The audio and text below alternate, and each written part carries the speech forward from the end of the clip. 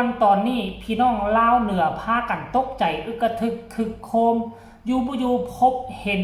มีขบวนรถหลายห้อยคันยาวเป็นระยะทางเกือบ1กิโลเดินทางจากชายแดนจีนเข้าสู่นครหลวงเวียงจันทน์สบายดี FC แฟนคลับทุกทานมาพบมาพ่อกันคลิปนี้จะขอแปลกแวกแนวออกจากเรื่องราวของคนติดถ้ำออกจากเรื่องราวของพี่น้องกู้ภัยลาวไทยห่มไม้ห่มมือกันเนาะท่านผู้ชมซึ่งคลิปนี้จะพาทุกคนไปติดตามเรื่องราวที่ตอนนี้กำลังแชร์กันโด่งดังทั่วโลกโซเชียลบ่ว่าจะเป็นต่อแอฟฟ้าบ่ว่าจะเป็น YouTube ก็มีเห็นแชร์กันอึกกระทึกคึกโคมเมื่อมือวานนี่ท่านผู้ชมมือที่ผ่านมานี่พบเห็นเนาะมีขบวนรถบ่ว่าจะเป็นรถตู้คันสีขาวคล้ายๆคือโตโยต้าบ่ว่าจะเป็นรถน่าจะเป็นรถจิ๊ปทางด้านการทหาร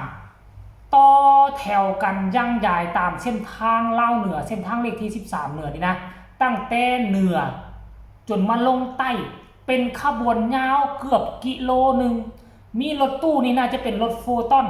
โอ้กหลาย10คันเกือบ4-50คันพุ่นแหละแล้วก็เห็นรถจิ๊ปทั้งด้านการทหารมีประมาณเกือบเป็น100คันท่านผู้ชมสรุปรวมแล้วหลายคนก็สงสัยว่าอันนี้เป็นรถไผมาจากใส่รถจีนบ่แมนรถจีนรถคันสีรถตู้สีขาวนี่น่าจะเป็นโฟตอน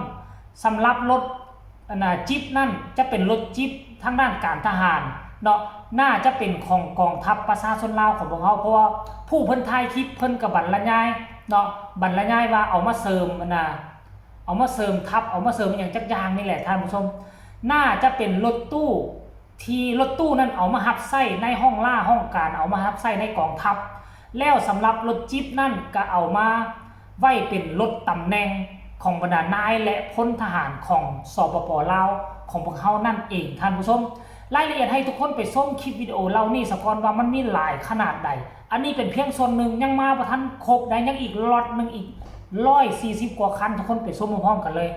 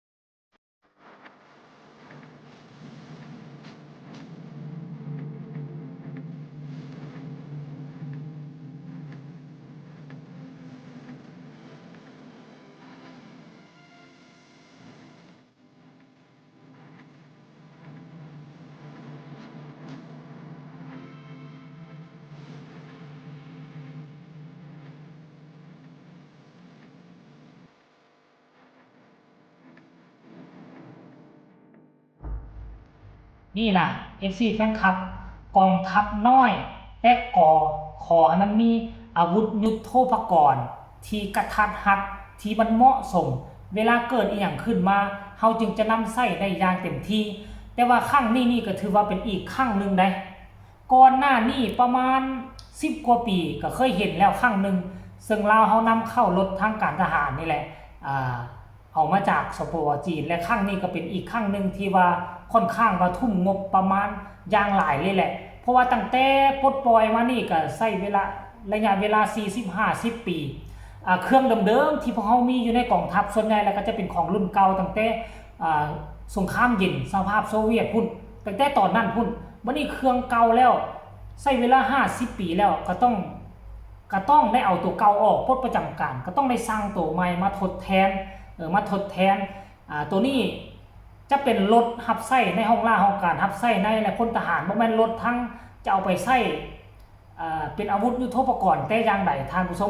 แต่ว่ามันมีอีกรถลากคันนึงนี่นะเป็นแท่งกลมๆยาวๆนะลากมา4แท่งคันเบิ่งบ่ดีคิดว่า S300 ปาดโทท่านผู้ชมค่อยทำอิดค่อยเห็นแวบๆค่อยก็คิดว่ามัน S300